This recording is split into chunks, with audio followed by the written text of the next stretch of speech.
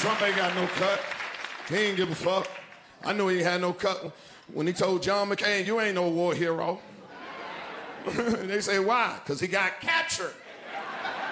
I like soldiers that don't get caught. John McCain hated that motherfucker till the day he died. They say you don't supposed to take a grudge to your grave. John McCain like, fuck that shit. I'm gonna tell you something, if you down for Trump, against Trump, or even if you are Trump, you gotta look yourself in the mirror. You know you're a fucked up individual when a nigga don't want you at his funeral. They said John McCain's last words are like, tell that nigga not to come. They said, what about the repast? If he come in the church, I'm gonna walk out the castle. Like, damn, he blocked that nigga like Facebook. You can say what you want to say about John McCain, but that motherfucker was a war hero. I'm telling you. That motherfucker was a prisoner of war, dog. He got shot behind enemy lines fucking with them Viet Cong niggas. They fucked John up. If you want to know what John McCain went through, all you got to do is watch the first Rambo. They pulled his nails out, put bamboo in his ass. When you see John McCain, that nigga was walking like this. He couldn't even salute. How you doing? Mm-hmm. They fucked John up.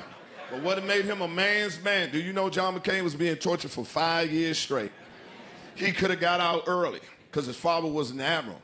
And they was going to do a prisoner swap, let him come home early because who his father was. It came down to the torture chamber, and came to John McCain and said, look, we got some good news for you. You're going to be able to go home and be with your family. They released him and said, come on, John, you're going home. John McCain like, I'm not leaving. I said, what you mean? I'm not leaving unless you release all the other soldiers that's in here with me. They said, hell no, went back to whooping his ass. Ow. I was in the military. They showed us the tape. They said, this is the kind of prisoner of war you should be if you ever captured. I said, well, you might as well let me out. Because I never do that shit John did. Because if they come release me, I'm going to look at the rest of the soldiers like, I'll see you later. God has heard my prayer. Give me a letter, I give it to your family. But my black ass is getting on this helicopter. Somebody got to tell what these Pacquiaos done to us. And God has chose me. Won't he do it? Hey, this ain't no joke right here. I don't play with my hair. The kids the way you was raised. It does not apply. The way we was raised does not have nothing to do with our kids. You got to understand that we are inner city parents raising suburban kids. So all the things we went through does not apply to these little soft motherfuckers we dealing with. You put your hands on your kids, just one of the ass whooping that your mother and father gave you, put it on your kids, you'll scar these little soft motherfuckers for life. They can't do it. I just try to punish my son, send him to his room. This nigga write a suicide note. He be in there, Daddy, I don't know how long I can take this shit. The walls are coming in on me. So this nigga can never go to jail. He can't even stay in his own room with an Xbox. These ain't jokes.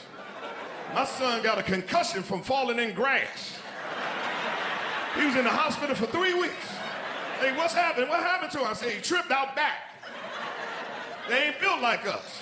You buy them a bike, you gotta get a helmet, shoulder pads, knee pads. You playing football or riding a bike, motherfucker. They not built like us. We used to go to the park, get on the swing set, and wrap the pole. Let one of these kids go to a swing set and try to wrap the pole. Come back, chain around the neck. She's like, get your ass down from there. Well, you said go around. Get your motherfucking ass. They not built like us. Can't leave them in the car when it's hot. Our mother left us in the car when it was hot. We was just smart enough to get the fuck out. And look at the door to see when she coming out. Oh, here she coming. Get back in the car. Get back. That's right. I was sitting over here. You right, you right, you right. I was over here. You right, you right. Fuck her. It won't take you no 3 hours getting no tuna fish. Our kids just stay in the car and die. Get your ass out the car. You said don't get out. It's 200 degrees, motherfucker.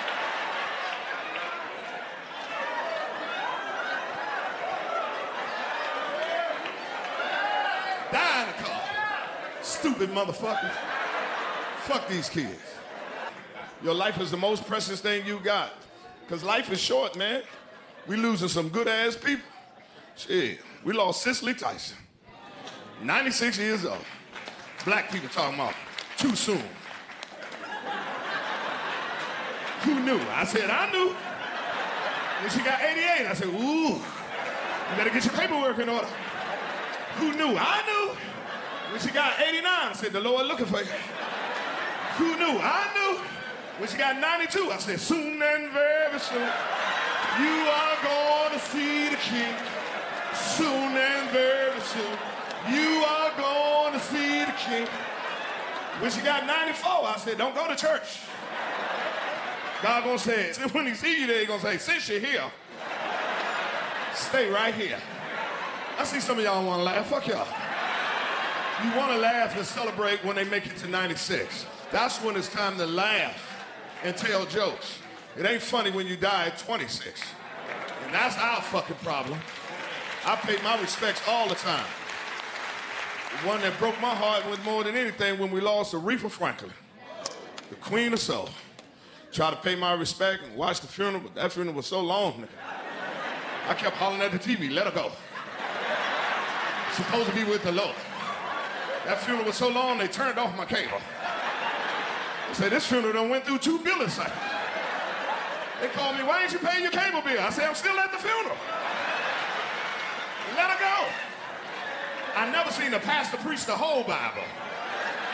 This nigga didn't miss the scripture. I knew we were gonna be in there a long time because the nigga gonna come out talking about in the beginning. I said the beginning. What do Adam and Eve got to do with a funeral? Let her go. She supposed to be with the Lord. CNN was there, they was unplugging their shit. Come on, let's get the fuck out of here. We've been here for 3 weeks. Don Lemon supposed to be on TV right now. I kept hollering at the TV, let her go. I knew it was long when Aretha got up to change dresses. I'm gonna wear something different in the second half of the funeral. I said, the second half? Who has the halftime at a funeral? Let her go. She's supposed to be with the Lord. That funeral was so long, nigga, they held her in Detroit so long. By the time she finally did make it to the pearly gates to get into heaven, an angel came to the door and said, God gone. You supposed to be here 3 weeks ago.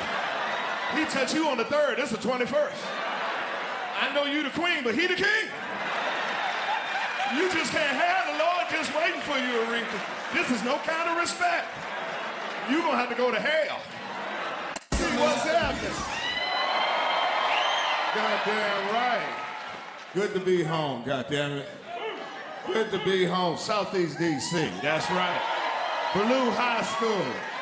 That's what we talking about. It's the real DC. They came to me and said, we're going to do this special. Where do you want to do it at? Could have did it anywhere in the world.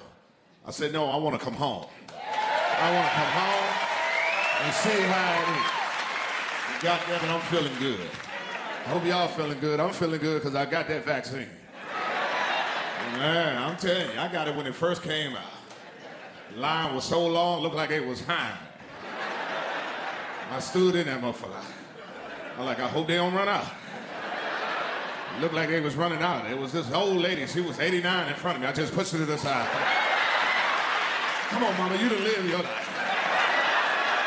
You got more problems than this coronavirus. You in a wheelchair with crutches. You're being selfish right now. You're supposed to be home somewhere getting together with the Lord. You're being real selfish. You can't tell black people you took the shot. Oh, they look at you like you done sold out. You put that shit in your body? Ooh, Lord. Oh, goddamn. Say it ain't so. Say it ain't so. How could you do that? I said the same way you put that cocaine in your nose. You ain't got no problem with that 8-ball, motherfucker. But I'm wrong for trusting Fauci. You get your drugs from a nigga in the club in the bathroom. You see him smoking blunt with 8 people just smoking it. Ooh, just passing it around. You'll take that chance. But I'm wrong for fucking with Fauci. I got a cousin, this motherfucker live in Michigan. He gonna call me and say, Quick, I heard bad news. I said, what's wrong? He said, man, I heard you put that poison in your body. How could you do it? I said, nigga, you live in Flint. And you just got out the shower. You ain't got no problem with that folk-ass water on your black ass. I mean, they'd be ashamed of their damn self. When you from D.C., you done took more chances than the vaccine. You know how many women I done fucked with and had a fever? I'm like, ooh, you really is sick. I thought you didn't want to give me none. I'm gonna give you some Theraflu in the morning. But you, God bless you, God bless you. I just want motherfuckers to be consistent. Your health. You know, you need to know the status of your health. And the only way you're gonna know the status of your health is get a physical. Your president, Barack Obama, put his whole political capital on the line for Obamacare. I got Obamacare. Ain't no way they gonna put all these hospitals and urgent cares up there and something wrong with my chest, nigga. I'm gonna go home, take a nap, and drink a ginger ale. Somebody gonna see me. I'm just gonna have to owe you. When Obamacare came out, nigga, I was on that shit. I filled it out, didn't even wait for a policy number. As soon as they said approval, nigga, I ran straight to the doctor. Like, what you here for, nigga? I want a full physical. They're like, who your provider? I wrote Obamacare. Because that nigga cares. And I got insurance. I want every test you got in this hospital from A to Z, nigga. Don't skip none of them. I want EKG, EGG, Pap smear, one of all, motherfucker. Hey, I want ultrasound, mammogram, phobogram, larrygram, an 8-ball, that's a half a gram. I want all my grams, nigga.